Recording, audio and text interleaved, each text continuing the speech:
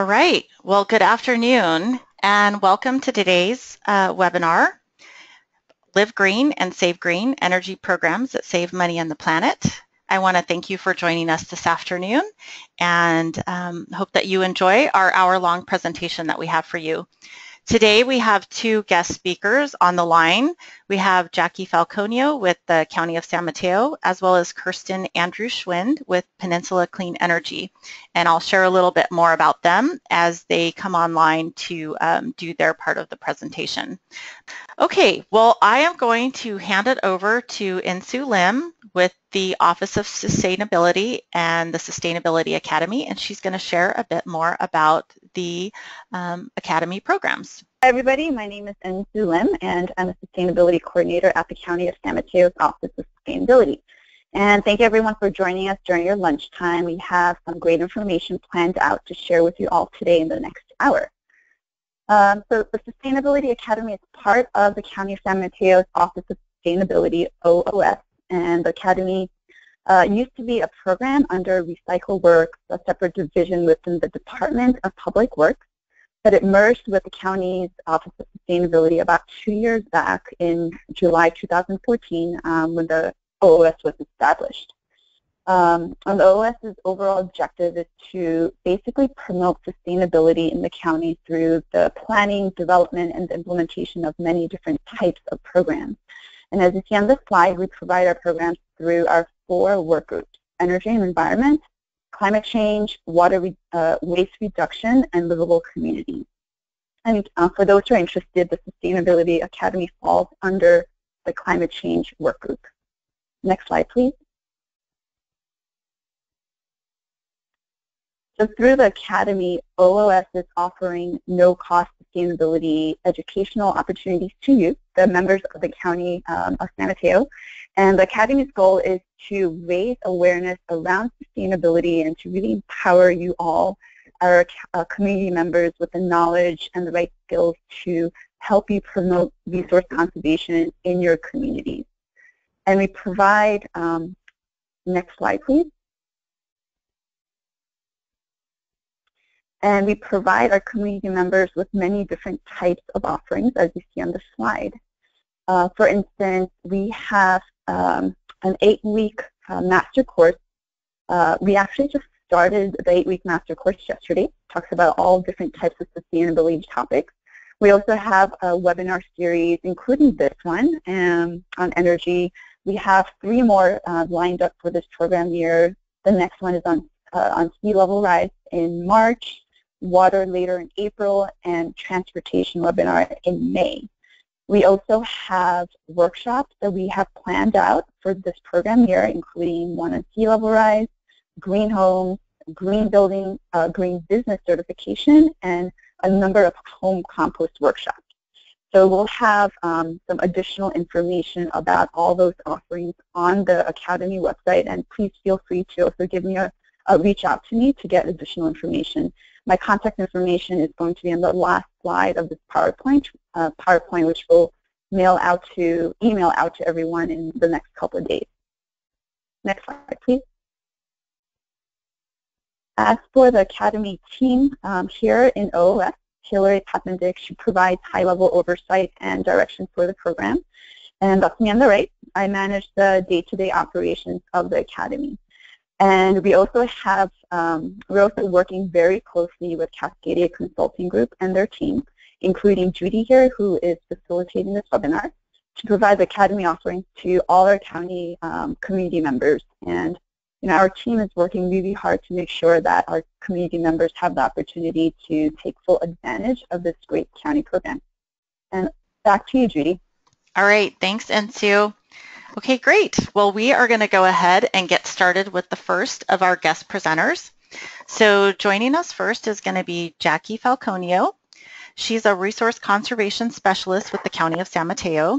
She graduated from Sonoma State University, where she double majored in energy management design and economics. She focused her studies on the design and practices of energy efficient buildings while directing her electives towards local government urban planning.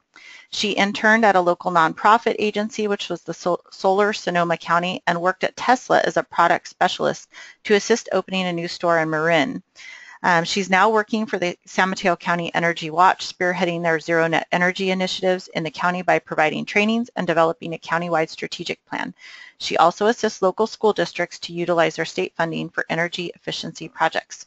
So I'm going to go ahead and hand it over to you, Jackie. Hi, Judy. Thanks. Can you hear me? I hear you perfectly. Okay, great.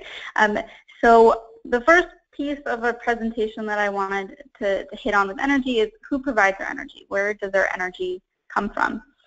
We're also going to be covering, if you could go to, yeah, there we go. Who provides our energy? Where does our energy come from? What does that look like in San Mateo County? And then looking at energy efficiency with buildings and our behavior and what resources we can offer you from the county. Next slide. So really in San Mateo County, we have two entities that provide our energy.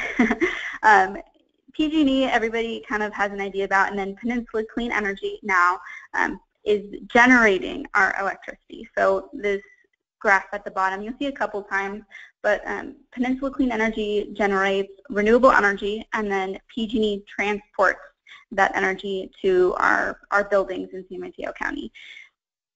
Next slide.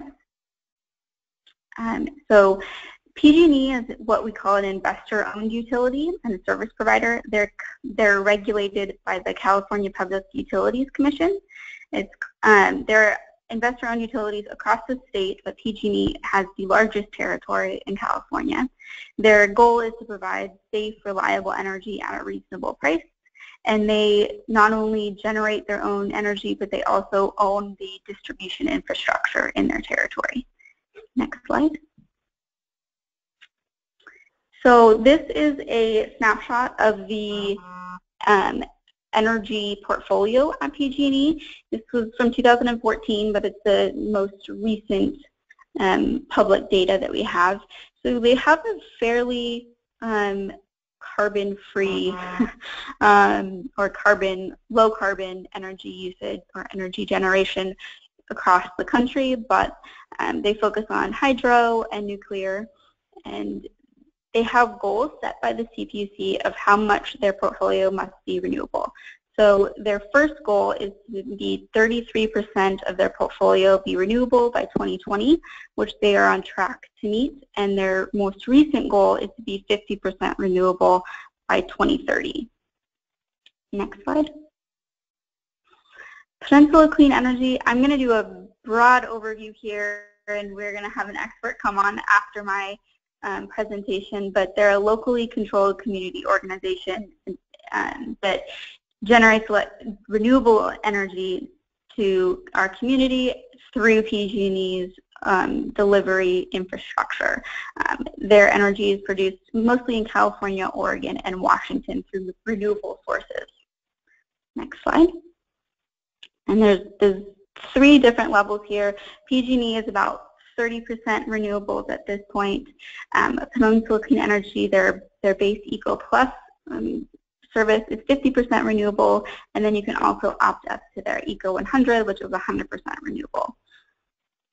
Next slide. So energy efficiency, that's really where we come into this. And what exactly is energy efficiency? It's the idea that you're using less energy to provide the same service.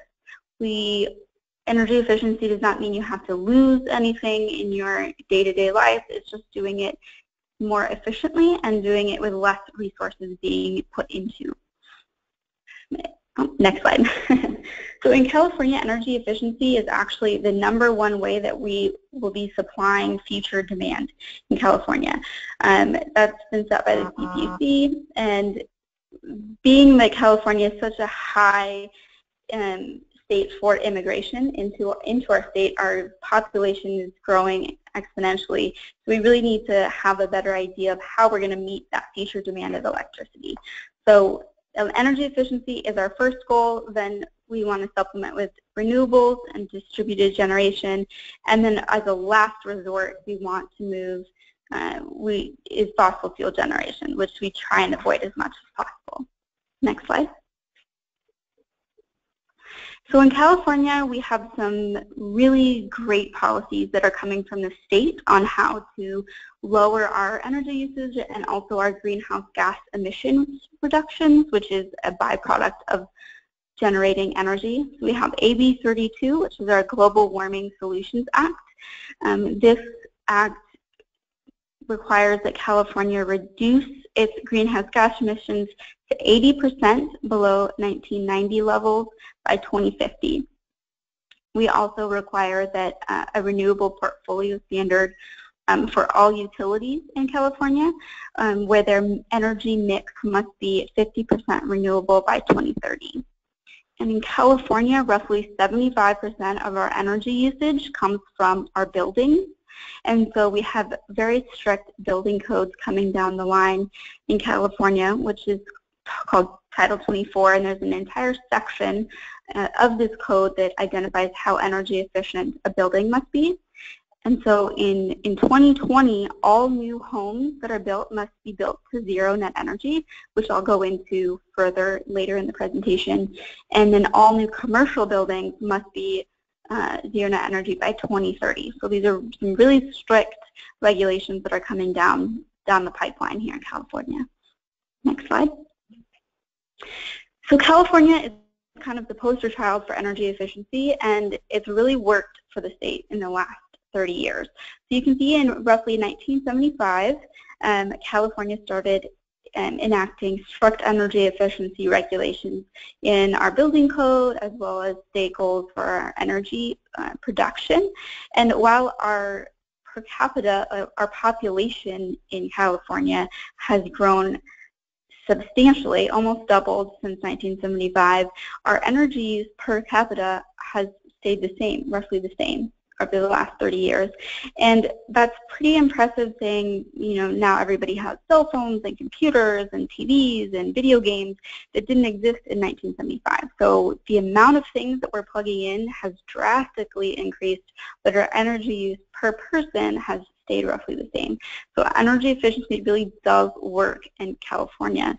And you can see that blue line, that's the rest of the nation and how their energy use per capita has about doubled in the same time period.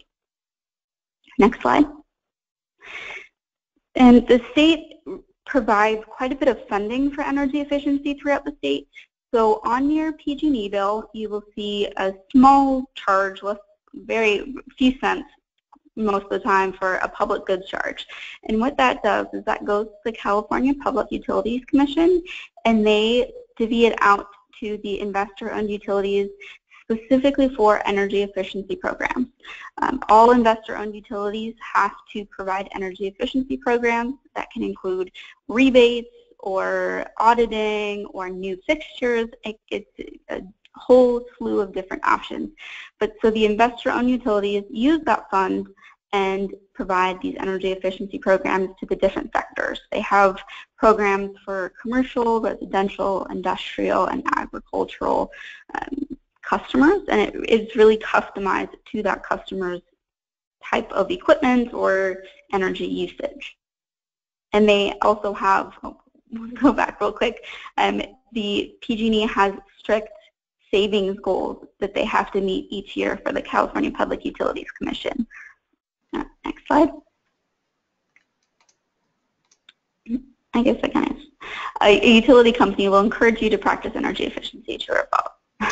And then we had a question, Jackie, I don't know if you want to answer it while we're waiting for people to finish voting. Somebody wanted you to explain what GHG meant, the slide that had the PCE and the PGE, the differences that had GHG under it. You want to explain that part? Yeah, so GHG stands for greenhouse gas emissions, and that's basically how much of these gases are being released into our atmosphere to generate that type of energy. So you're going to have higher greenhouse gas emissions on things like fossil fuel energy or power plants versus solar, which is greenhouse gas emission free. So their portfolios and those percentages represent how much emissions that energy portfolio is emitting each year. Great. All right, thank you. Great. And so the answer, we had actually 100% of the audience say true, which was good. the correct response. Yeah. Yes, it's the correct response, and we do try to have people understand that, because most of the common conceptions of PG&E is that they charge you for energy, so they want you to use energy. That's not the case with PG&E. They're what we call a decoupled utility. So the amount of their profit is regulated by the California Public Utilities Commission, and it allows PG&E to get its profits that are separated from the amount of gas and electricity they sell. So it doesn't, PG&E's profits do not depend on how much energy they sell per se. They have really no reason to encourage customers to use more. That's because they have to provide energy consistently all the time, and if we're starting to use more and more energy, they have to turn on more power plants or build new power plants, and that's billions of extra dollars that they have to pay to provide that energy. So they are incentivized as well for us all to use less energy. Next slide. So energy usage. When we talk about energy, and we're talking about electricity and natural gas. So really, I think I have it in the next slide. There we go. Okay. So in a house, there's different types of usage for natural gas versus electricity. What was the next question? So natural gas covers things like your water heater, your furnace, sometimes your dryers. There are certain dryers that are used for natural gas. Also, if you have a gas stove, that would be natural gas. And then electricity covers pretty much everything else. Anything that's plugged in, any outlet, that's going to be from electricity generated at a plant. Next slide. I think we've got a question here. So in San Mateo County, which type of energy do you think is used more in San Mateo County, natural gas or electricity? 2/3 say electricity and 1/3 say natural gas. Okay, so if we go to the next slide, we'll see that San Mateo County actually uses quite a bit more natural gas than they use of electricity. It's about 61% of our energy use is natural gas, and about 39% is from electricity, especially in the residential side of things. And the reason behind that is pretty much our weather in San Mateo County. We don't have any need for air conditioning 99% of the time. So, but we do have a milder climate. So people are more likely to turn their heater on than they would be an air conditioner. And most of our natural gas consumption is from our furnaces and our hot water. So that would be the main reason why in San Mateo County we use more natural gas, whereas in the Central Valley, say, their electricity use is double what their natural gas is because they use air conditioners all the time. Next slide. So what exactly does an energy efficient building look like? So this is kind of an idea or a drawing that hits quite a few of the top energy efficiency building tactics.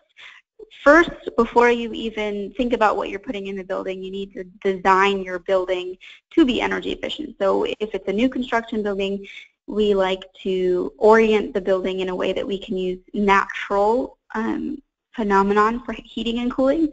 So putting your windows where the sun is going to hit to warm the areas when the sun is there, to locate areas for ventilation where the wind can go through your building and your building's not blocking the wind. Using your natural environment before you even try and use equipment. It's also things like improved insulation and special windows that are either triple paned or they have a special film that reflects sunlight if it's a hot area. Then once you've got the shell of your building, then you can start focusing on efficient equipment that you're putting into your building. So that would be efficient HVAC systems, high efficiency that are on timers and regulators so that they're not running all the time. They're only running when you really need them. Daylighting, so making sure that lights aren't turned on when you have the option for using natural daylight or occupancy sensors, things like that. So really the idea is to build the most efficient building you can before you even start talking about efficient equipment. Next slide.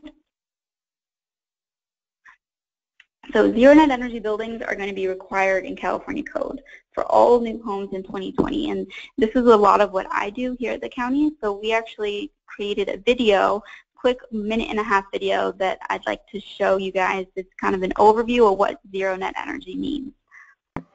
Zero energy. It's the future of building. And by 2020, it'll be standard practice.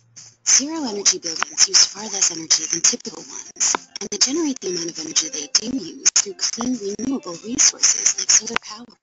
Existing buildings have a host of shortcomings. Zero energy buildings are a quantum leap ahead of that. First, they're really comfortable. Second, they're designed for the long haul and reduce reliance on resources that pollute the environment.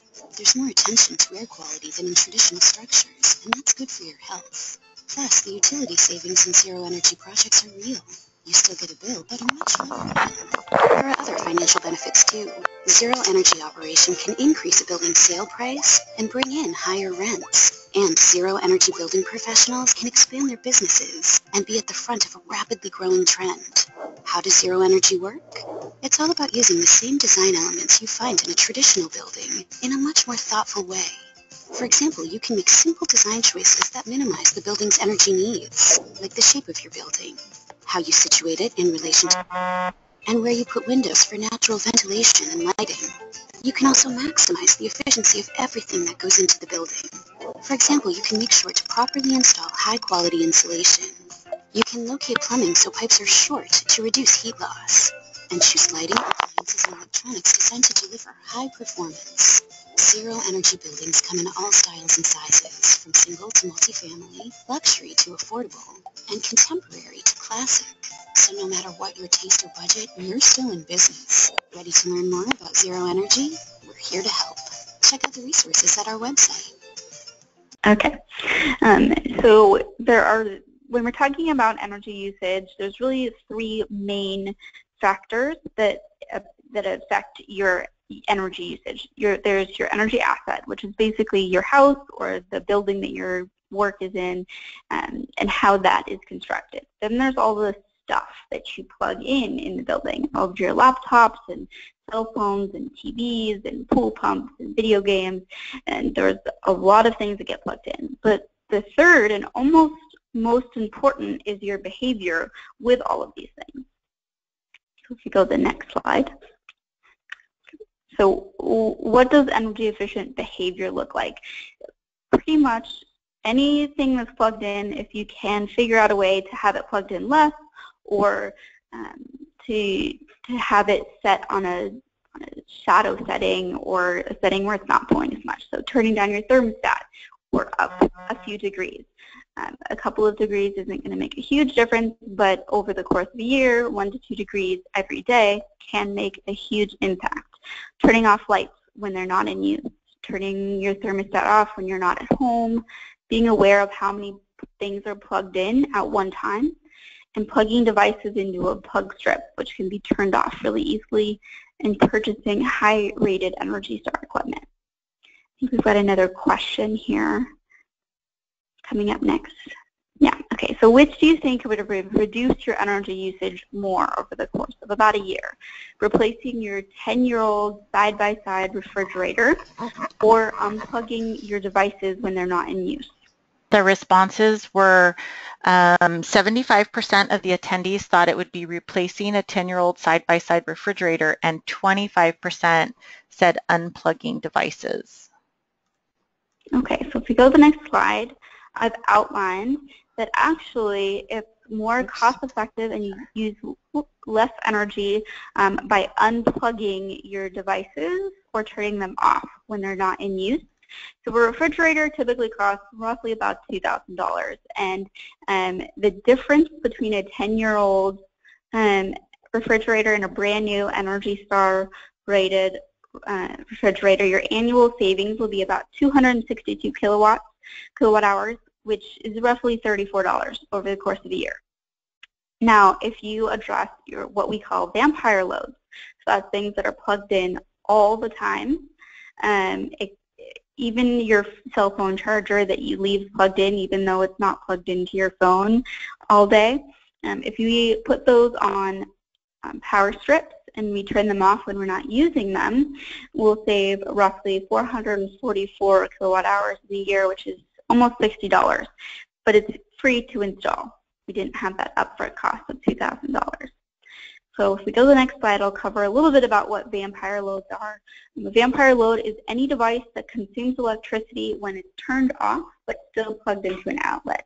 So when you turn off your TV or you aren't using your microwave, a good rule of thumb is anything that has a clock on it all the time, like your microwave, your stove, your TV, your cable box, all of that, that's what we call a vampire load, because we like things really convenient in our society, and so we want things to be able to turn on exactly when we press power. But that means that those machines need to be running a little bit of power all the time, ready for us to turn it on. So they're constantly pulling power out. Americans spend about $19 billion a year in electricity costs just for vampire loads. That's equivalent to about 50 large power plants, the energy of about 50 large power plants. So plugging everything into a power strip and being able to turn those on and off is a huge, huge way to save energy efficiency. It's low cost, and it's really just your behavior and how you are working with the things in your house. You can still use them, but still save a lot of money just by altering the way that you plug things in. We also have, I think on the next slide, we have some residential energy efficiency programs that are offered to residents in San Mateo County. So we have a program through PG&E and El Concilio, which is for low-income families in both multifamily and single-family units. And they'll come in and do an energy audit and help you replace some of your bulbs and look at your overall energy usage.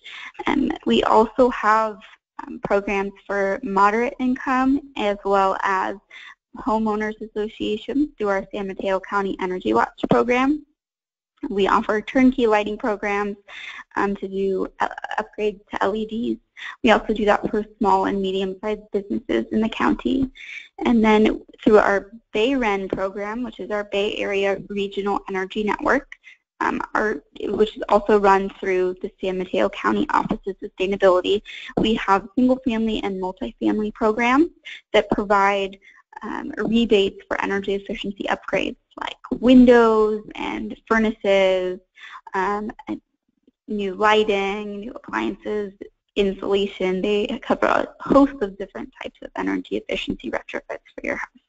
So we have a hotline, the number down there at the bottom of the slide, where you can call our office and tell them what you're looking for, and they can refer you to the correct program for your needs. I think that's the end of my program. Oh, here are some final resources. A Recycle Works program, which is now being incorporated into the Office of Sustainability. The San Mateo County Energy Watch team, which is run the partnership between the City and County Association of Governments for San Mateo County and PG&E. We also have our BayREN team, and then you can PG&E has their My Energy page where you can log on and look at your energy usage pretty easily. I think on the next slide, my contact information is there. So if you, there we go. So if anybody has any questions, feel free to contact me. If my program can't provide you any resources, I'm sure we can find some in our office that could help you. I'm more than willing to help you out. Great, thanks Jackie. And if you do have questions for Jackie, you can go ahead and raise your hand or type a question in the question box, and we'll make sure if we don't get to you right away, then at the next break we'll have another opportunity to speak with Jackie. Okay, so we are going to go ahead and switch our presenters. At this time, I want to welcome Kirsten Andrew Schwind. She's the Communications and Outreach Manager at Peninsula Clean Energy, also known as PCE. She previously served on PCE's Citizen Advisory Committee and has been advocating for community choice energy for the past 8 years. Kirsten previously co-founded and served as Director of Rooted in Resilience, formerly known as Bay Localize, where she focused on Bay Area climate mitigation and adaptation policy. So I want to go ahead and welcome Kirsten. Thank you, Judy. Thanks for inviting me to this great webinar.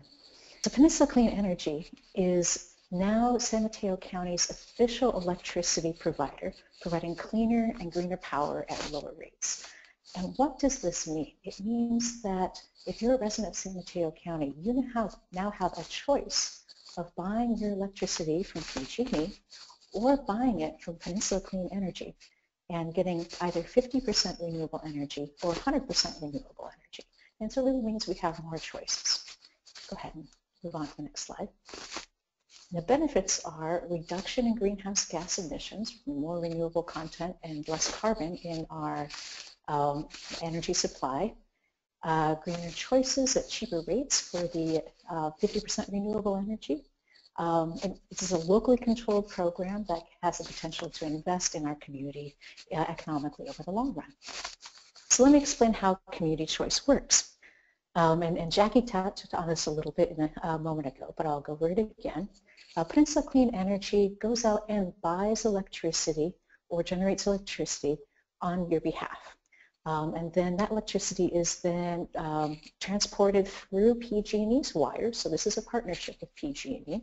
And PG&E continues to maintain those wires. If your electricity goes out, like a tree falls on a wire, you'll call PG&E. They do all that. They also do the billing. And so you will still get, if you're a PC customer, you'll still get electricity bill. Go ahead and move on. Yeah, so this is just a kind of a sum up. Again, with Peninsula Clean Energy Services, Peninsula Clean Energy purchases the power, PG&E does the transmission and maintains the lines and does the billing and customer service. And there are 5 CCA or Community Choice Energy programs already working. Marin Clean Energy was the first up in Marin County. They launched in about 2008 or so. Sonoma also has one. Lancaster in Southern California has one. San Francisco has Clean Power SF. And Peninsula Clean Energy actually launched in October. So we are currently serving 80,000 customers. So this means that your energy choices now are a couple of things. We offer 2 energy products, as I mentioned before. Eco Plus in that first column there is our default energy product, and we offer energy that is 5% cheaper than PG&E's, and I should say actually it's a 5% savings on your overall bill. Our electrical generation is actually less, has more savings than that, but then PG&E charges our customers an extra fee. But even when you account for the extra fee, you still have a 5% savings on your bill. So you can see down at the bottom row there the comparison and the average cost for our Eco Plus product as opposed to the PG&E product. At the same time, our Eco Plus customers are getting 50% renewable energy and 75% greenhouse gas-free energy. So that's where the environmental benefit comes in this program. And we also have the option that our customers can opt up to 100% renewable energy. And that just costs, for the average residential customer, about $2.50 more per month. So that's at 1 cent per kilowatt hour. And I actually live in the county. I live in Pacifica. And my husband and I, we opted in early and we opted up because our house is pretty shady. We're not in a good location for solar panels. And this was a way that we could invest in the renewable energy economy. And it really costs us less than half the price of a fancy cup of coffee a month. It's very affordable. Here we have a polling question. So which mix uses the highest percent of renewable energy? Eco Plus, Eco Plus Plus, PCE's Eco 100 or PG&E's standard mix. So interestingly, we had 92% say the PCE Eco 100, and we had 8% say the Eco Plus Plus. Yes, so great. It is the Eco 100, and the Eco Plus Plus is a little bit of a trick question. It's actually, our products are actually Eco Plus and Eco 100, but if we had an Eco Plus Plus, that would be kind of amazing. But we do have the Eco Plus, which is 50%, and Eco 100, which is the 100%. So why is PCE able to offer these savings on the electrical generation part of their bill? A part of it is that Peninsula Clean Energy is a not-for-profit organization. It was actually launched by the County of San Mateo in a joint powers authority with all of its cities. This is the one political issue that received a unanimous vote of all the city council members of all the cities in San Mateo and the San Mateo County Board of Directors to join and form and launch this program together. So it is public sector, so we don't need to pay shareholders. We have low overhead expenses. We don't have a big fancy office, at least not at this point. And it's also just good timing to be purchasing long-term renewable contracts at low prices. So there's an element of market timing there too. So as I mentioned, you'll still, if you're a PCE customer, you'll still receive your PG&E bill because this is a partnership with PG&E. But your bill will look a little bit different in some ways. So I'm going to walk through this page 1 sample bill. Item number 1 at the top is your account number. And item number 2 is what PG&E charges every customer, whether you're a PG&E customer or a PCE customer. Actually, of course, when you're a PCE customer, you're still a PG&E customer for your gas and for your transmission. That's where they charge you for the electrical delivery. So that's the transmission, that's maintaining the lines. That's item number 2 there. And you may have noticed that this actually recently increased. PG&E had a great increase in their transmission charges, a somewhat significant one in the fall. So you may have noticed that one up recently on your bill. Then item number 3 there is where PG&E used to charge for their electrical generation, but that line item has been changed out for PCE customers for Peninsula Clean Energy electric generation charges. So again, nobody's being double charged. That PG&E's line item goes out, PCE line item comes in, and that's the line item that's cheaper than, if for Eco 50 customers, than what PG&E's line item there would be. And then for the Eco 100 customers, it's again 1 penny per kilowatt hour more for 100% renewable energy.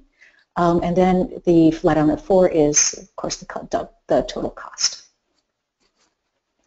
Go ahead, next slide. So as I mentioned, we actually launched with 20% of residential customers in October, and we are and small businesses as well, and we are enrolling 80% of our residential customers and large businesses this April for Earth Day. Next slide. So as I mentioned, we are enrolling our customers because according to the law that lets us start this program, it is an opt-out program. So everybody is automatically enrolled, and then you have the choice to remain with PG&E if you would like to, and that's called opting out. And it's easy to do. All you'd have to do is go to our website and do that online, or you can go to our call center and do that as well. So there is really a choice here. But all customers are automatically enrolled. PCE is now the default electricity provider for the county, and you can quickly opt out if you like. And all customers receive at least 4 notices in the mail, 2 before they're enrolled and 2 before after they're enrolled, letting them know how they can make this choice. Next slide. And this is what a enrollment notice will look like, or something more or less like this with that nice artwork and so on. It'll be on the envelope as well. And so look for this in your mail. Next slide. So many things stay the same with Peninsula Clean Energy. If you're enrolled in a discount program like CARE or Medical Baseline, you'll automatically continue to receive that discount. And in fact, you will also receive the 5% savings on top of that discount if you're a PCE customer. The program is paid, this is good to know, it's paid for by revenues, not taxes. So our expenses for running the program are paid for by by you paying your bill, and so there's no new taxes for county residents. And you get the same service reliability that you did with PG&E, because of course they're still maintaining your wires. Next slide. As I mentioned earlier, this is a program between the county and all the cities, and our board is made up of 2 county supervisors and an elected official, like a city council person from all 20 of the cities in San Mateo County. So you can look at this list, and if you live in our county, you can see who your local rep is, and if you have any policy recommendations, go ahead and contact them. As I said, the idea is that this is a local program that reflects our values here in San Mateo County. In fact, we will soon be recruiting for our Citizen Advisory Committee if you're interested in joining that. Next slide. Now, if you have solar on your roof, if you're a net metering customer, then PCE offers you 1 cent per kilowatt hour bonus for your net metering energy that you're selling back to the grid. And that is credited toward your bill on a monthly basis. Those credits roll over month to month. There's no zero out, and we'll have an annual cash out in April. Next slide. So here we have a question: how do net metering customers benefit from PCE? Great. So this is an opportunity for you to type in a response in your question box.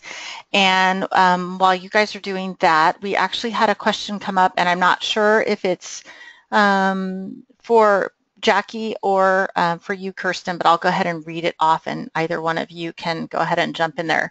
So one of our attendees said that they work for Head Start, and they were wondering if there are programs or rebates to assist in getting the preschool facilities more energy efficient. Yes. Yes. So that would be me. This is Jackie. Yes. Yes. Ours. There. Sorry. Okay. I muted Kirsten. Go ahead. Okay. Sorry, Kristen and I are in the same room. That would be the San Mateo County Energy Watch. We can often provide energy efficiency programs to either schools or to small businesses. So it would kind of depend on what your tax ID and things like that are, but we should be able to serve you with mostly lighting upgrades to LEDs, but we can look into other things as well. Great. All right. Perfect. Thank you.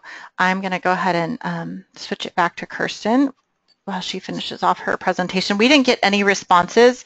Oh, wait. Let's see. We had, no, we didn't have any responses to the previous, which was just reinforcing the previous slide about what some of the benefits were. But I do have a number of questions coming through, so I'm going to let you finish, Kirsten, and then we'll have, we've got quite a few questions coming through that they'd like to ask you. Okay, great. Can you hear me now? Yes, I can hear you perfect. Great. Let's make sure I'm back on. Yes, I'm so glad to be co-presenting with Jackie because energy efficiency is still absolutely the greenest form of power. So even if you're an Eco 100 customer, you know, it's not an excuse to go say, hey, I have 100% green energy. I'm going to leave all the lights on and leave my vampire light load going and so on. Because even renewable energy still has some sort of, you know, environmental impact. So it's still the greenest energy is still the energy you don't use is the energy efficiency. So you should still, and I should say all PG customers, because you're still also a PG&E customer, you still qualify for all the PG&E energy efficiency programs. So you should still absolutely take advantage of those and apply for them and use them. There's no difference whether you're a PC customer or a PG&E customer. You should absolutely go take advantage of those because that is the greenest form of energy. Next slide. So as a recap, Peninsula Clean Energy was started by San Mateo County and all of the cities to actually meet their greenhouse gas reduction goals. It offers cleaner energy for cheaper rates for Eco 100. For the Eco Plus, there's two products, the Eco Plus, which is 50% renewable and a 5% discount on your bill, and Eco 100, which is 100% renewable and costs 1 penny per kilowatt hour more. But you see, Peninsula Clean Energy buys the electricity, so you'll still get a PG&E bill.